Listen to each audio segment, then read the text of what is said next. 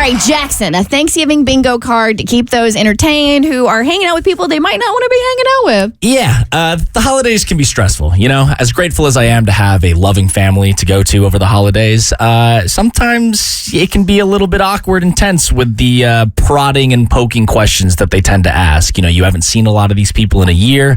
It's time to catch up with them. And while their intentions usually mean well, sometimes it can come across a little bit misconstrued.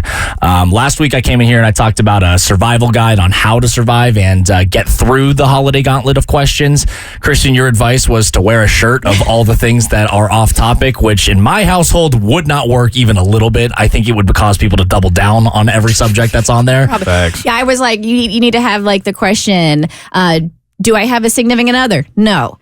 Am I still unemployed? Yes. Am I going to be starting a family anytime soon? No. And just like everything that you need on the shirt, and be like, if they ask you, if they ask you, I would just go silent, and I would just like point the shirt, be like, there's your answer. Let's move on. C-shirt, please. And I think for me, a lot of times the uncomfortableness doesn't necessarily come from the one-off conversations here and there of catching up. It's the repetitiveness of going through so many different relatives, aunts, uncles, whatever, and like having what sounds like the same conversation over and over again. And sometimes I just want to like walk in the room and be like, everyone gather around, throw your questions at me for the next 10 minutes. It's an open, it's hot seat right now, and then we're done. No, really, like we should have press conferences at the start of every holiday. Like everyone lines up. You get 10 questions max. You get to ask me about my relationships. You get to ask me about my job, and then we're done. We get it on the record. We send it to the group chat. We're over it. You just need to bring a brochure or a flyer with the questions you know you're going to be asked, and just hand them out to all the old relatives as soon as you get there. No. Yes, single. No, moved in with girlfriend. Whatever. No, I love this press conference Q&A out the gate, and I think like they do online with like the parent conferences. These two dads do like conference, like these whole like sports conference. Oh, the dumb dad pod. Yes, I love it so much. So what we're gonna do today, if we have time, we're gonna have a mock press conference for you. And we're going to be different family members just shooting questions at you. So, like, I'll be, like, your grandma over here and, like, when am I going to get a great-grandbaby, Abby? Never, I hope I'm barren. We are 1,000% doing that before the end of the show. Okay. And so, in an effort to make this a little bit more fun, I have a massive family, okay? So, a press conference really wouldn't work for me because that would take a week in itself.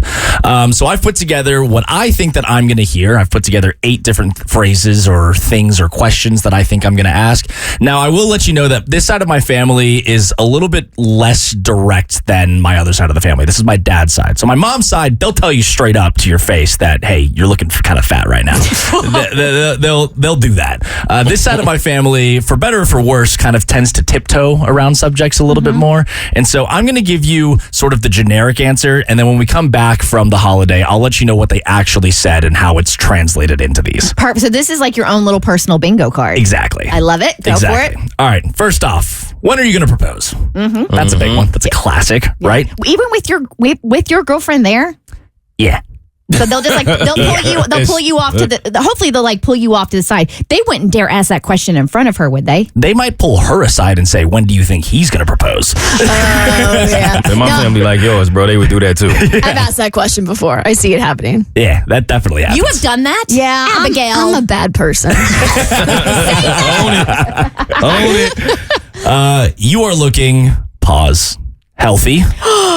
No. See, that's crossing a line, because I think the other stuff is just like they're excited for you, they're excited for your future, and everyone, it's just like a natural human thing to want to know what's next. If you comment on somebody's appearance, that is messed up. Well, it's a natural human thing for them to comment on that. Do you ever respond like, you're aging well? No, I'd never do Try that. it. See what happens. See if you get asked that question again. Hey, Asian don't raisin, so To your point, they probably are aging well. Yeah, so it's Yes, it's on brand. Are you still doing that radio thing? Oh no, that's so condescending. Yeah, That radio thing with like a flip of the hand. exactly. How much have you had to drink? Not enough. Not enough. Yeah, the week is just a whirlwind. I feel like I'm drunk the entire time, but you got to make it through. It's called medicated. Exactly. This one's very specific to me. What is that thing on your lip?